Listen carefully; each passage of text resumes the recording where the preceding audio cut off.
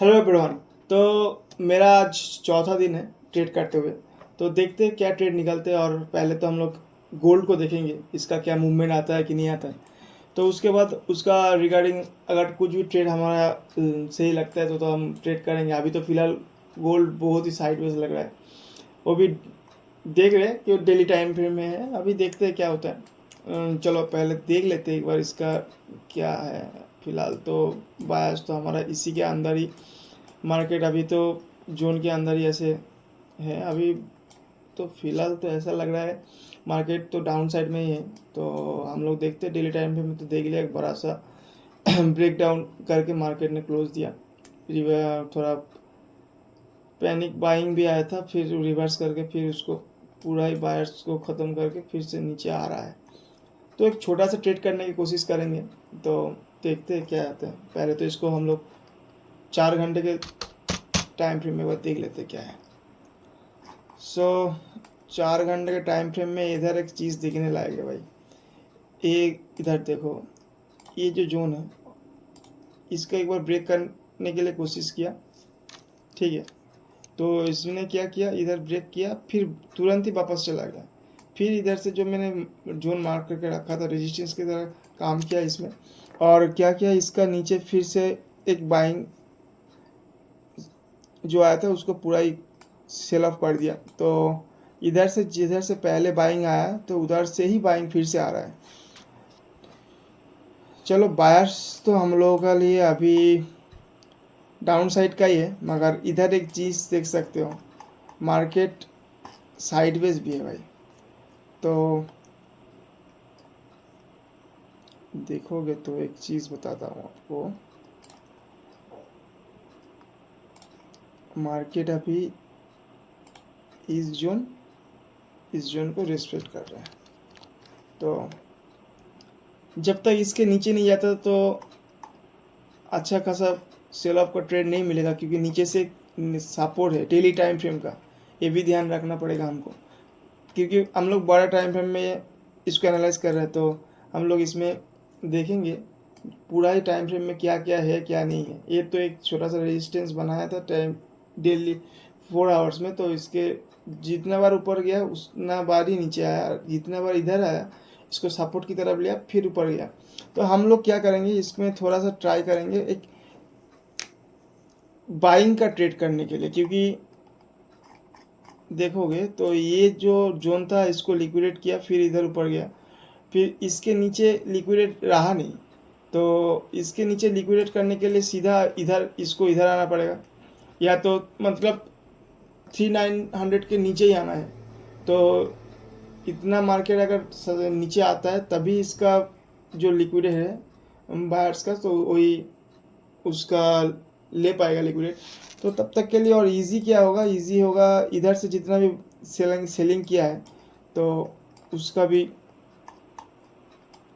Liquidate उसे भी liquidate कर सकते हैं मार्केट। एक बार देख लेते हैं मार्केट के पास कौन सा होगा। इधर तो 84 पिप्स का है, और इधर देखते हैं हम लोग 65 पिप्स का।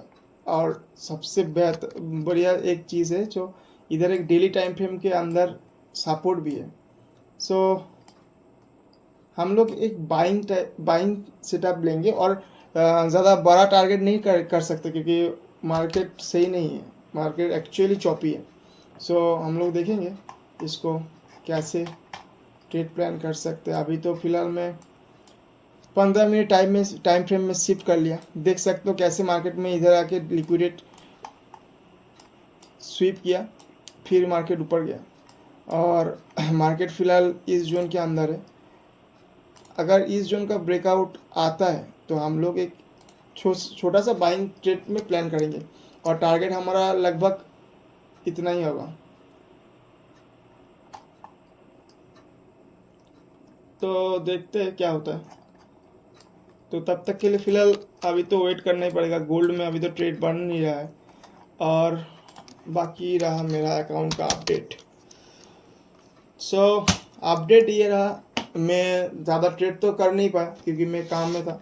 तो अभी मतलब पहले वाले वीडियो में जो भी देखा था उसको मालूम है, मेरा 2 दिन हुआ था, अभी तो 3 दिन कंप्लीट हो चुका है और 2% से ज़्यादा डाउन चला गया था। अभी मैं ट्रेड लिया था, छोटा डाउन साइड का भी एक ट्रेड लिया था। एक तो मैं मतलब कैंडल बढ़िया नहीं बना था, इसीलिए मैं कट कर दिया, उसका रिगार्डिंग यही है। और उसी उसी ट्रेड को मैं सिल्वर में कन्वर्ट किया तो उसमें प्रॉफिट मिल गया, 1:2 था तो मिल गया। और इसमें क्या है ना, इसमें एक लॉन्ग साइड का ट्रेड किया था। क्या है ना, वो 5 मिनट के टाइम फ्रेम में एक सपोर्ट था, उधर से मार्केट रिवर्स कर रहा था, तो मैं छोटा सा क्वांटिटी डाल के एक छोटा स्कैल्प करने की कोशिश कर रहा था 40-50 पिप का, तो नहीं हुआ।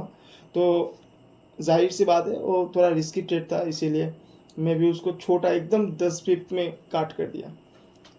तो फिलहाल तो यही है।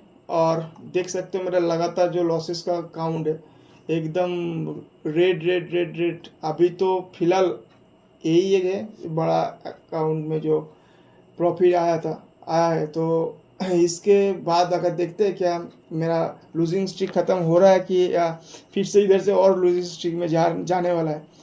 तो अभी तो प्लान करके ही काम करेंगे, जल्दबाजी नहीं करेंगे। तो अभी देखते हैं क्या होता है। और चलो एक बार इथेरियम को भी देख लेते हैं, क्योंकि ये तो इसके ऊपर ही ट्रेड कर सकते हैं, इसके नीचे ट्रेड नहीं कर सकते क्योंकि मार्केट एक जोन में आ चुका है।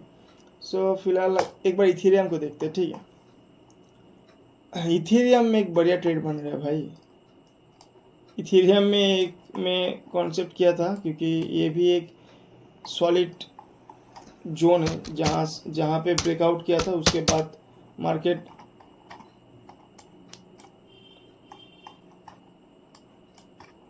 देखो भाई, ये भी जोन एक है जो मैं 4 आवर्स टाइम फ्रेम में चेक किया था। उसमें से वो टैप करके फिर नीचे आया, मगर सस्टेन नहीं कर, बाइंग नहीं दे रहा है मार्केट, पूरा ही इस चैनल को फॉलो कर रहा है। तो फिलहाल देखते हैं क्या होता है इसमें, क्या कर सकते हैं। पहले तो इसको मैं देखता हूँ। ये तो फिलहाल वही 5 मिनट की कैंडल क्लोज होने वाला है।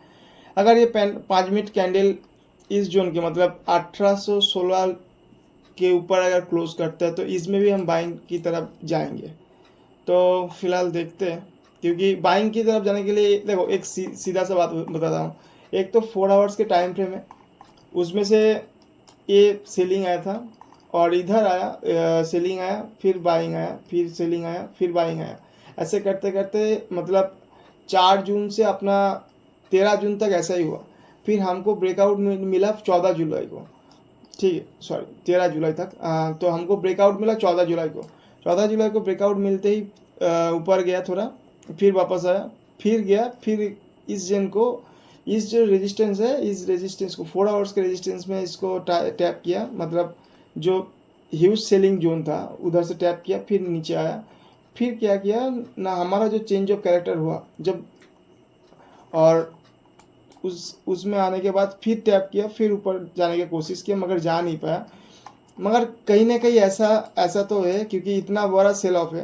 तो देखो कहाँ से सेलिंग किया, इधर से सेलिंग आया, तो कहीं ना कहीं इतना तो होल्ड करने दो, कहीं भी नहीं इतना होल्ड नहीं कर पा रहे, क्योंकि ये एक जोन है जहाँ पे ये लोग कहीं ना कहीं इंडिकेट कर रहे हैं अपना मार्केट के हिसाब से। देखोगे, देखो एक चीज़ देखो, 4 आवर्स का टाइम फ्रेम है, एक ग्रीन कैंडल एक है, इसके कितना रेड कैंडल है, 1 2, और ऊपर से गया 1 2 3, फिर आया 1 2, फिर एक ग्रीन आया, फिर इसका लो को ब्रेक नहीं कर पाया, फिर इसका हाई को ब्रेक कर दिया।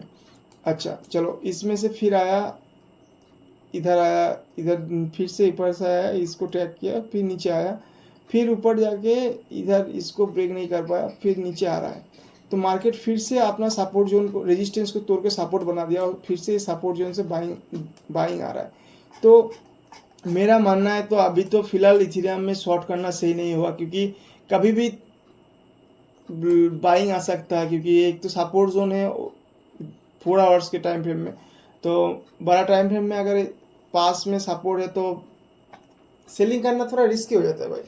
तो क्या बोलते हो, मेरा तो सजेशन यही रहेगा, इसमें मेरे को भी यही प्लान करना है।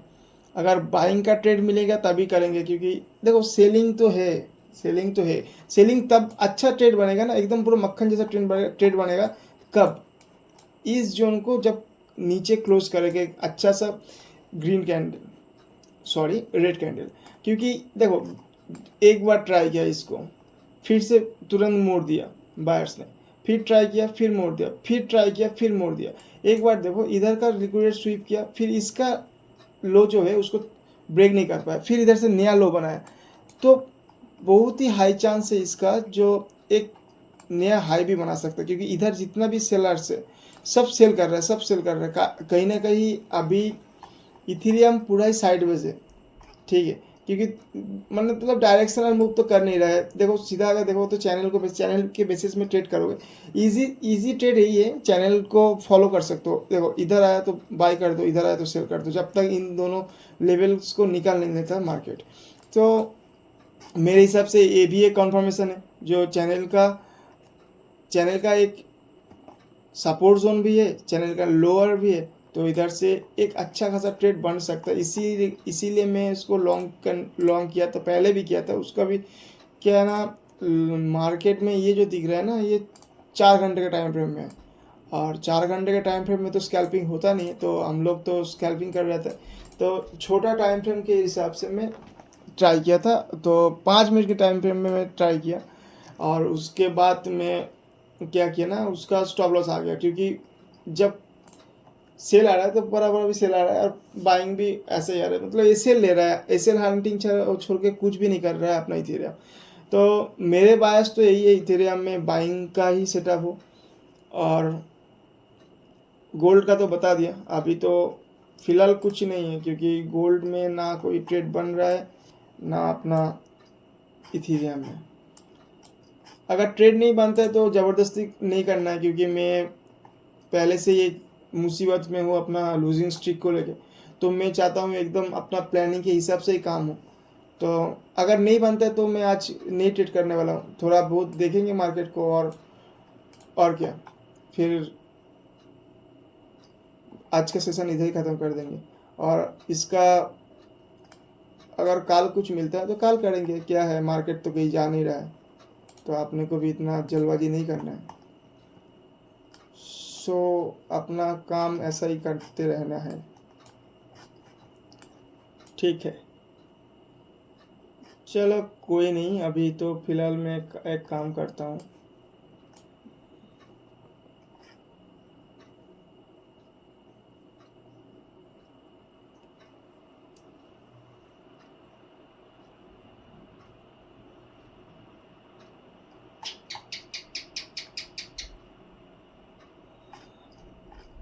ठीक है दोस्तों, मेरे हिसाब से भी 9:30 बज रहा है, तो ये तो लाइव सेशन है नहीं, तो अगर अच्छा खासा ट्रेड मिलता है तो मैं इस वीडियो के ज़रिए मैं फिर से उसको रिकॉर्ड करूँगा और आप लोगों तक बताऊँगा।